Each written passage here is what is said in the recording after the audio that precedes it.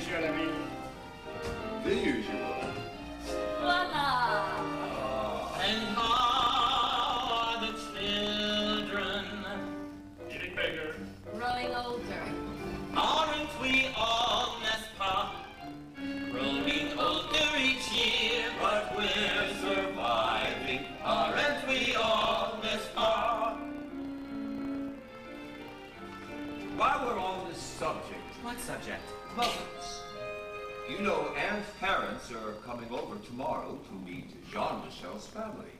And, well, I thought it would be nice if his mother were there to meet them. Well, of course I'll be there. Where else would I be? Not you, Albert.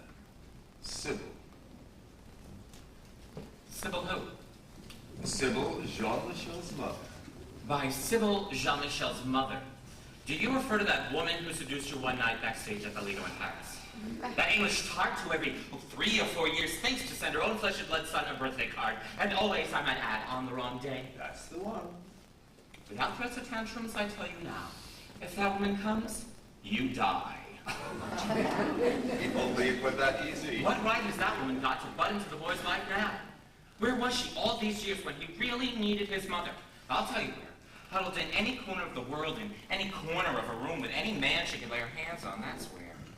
Oh, when I think of the times he called her and wrote to her and begged to see her, and always the same response. Sorry, darling, too busy. Typically English. Nevertheless, she is his mother. She did carry him a certain amount of time. Well, I'd have delivered him sooner, and not to your doorstep. Nonetheless, I called her, and she's coming. And what else, George? I can tell by your face that something's bothering you. Why don't you just give me all of the bad news at once? Who else have you invited to this soiree? It's not the invited that worries me. Excusez-moi?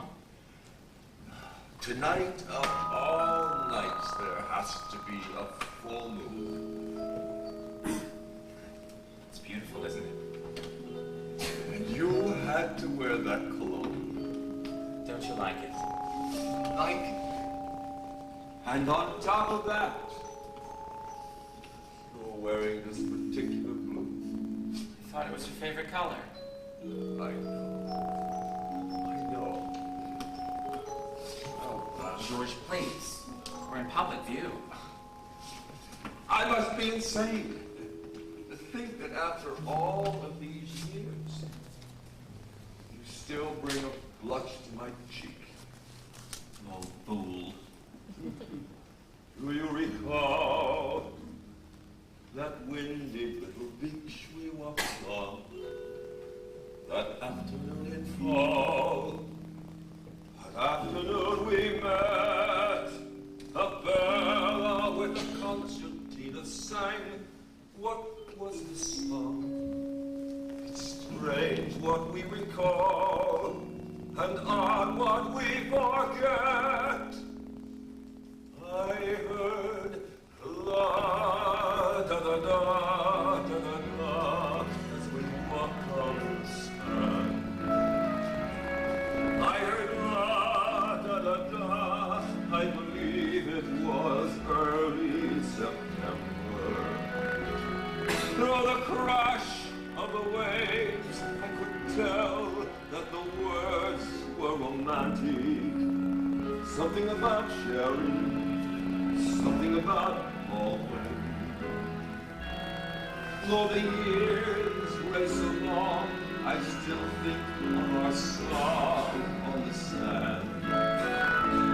And I still try and search for the words I can barely remember.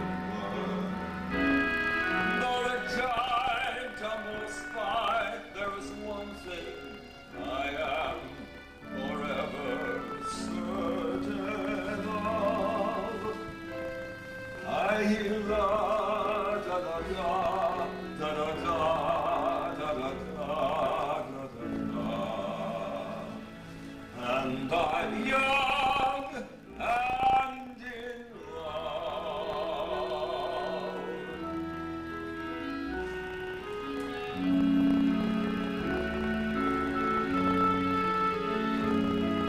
I believe it was early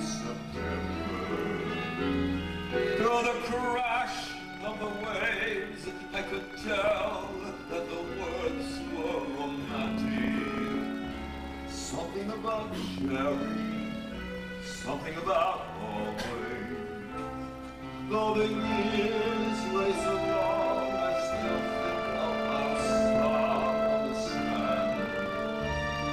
And I still try and search for the words I can barely remember. Though the time tumbles by, there is one thing I am forever certain of. I hear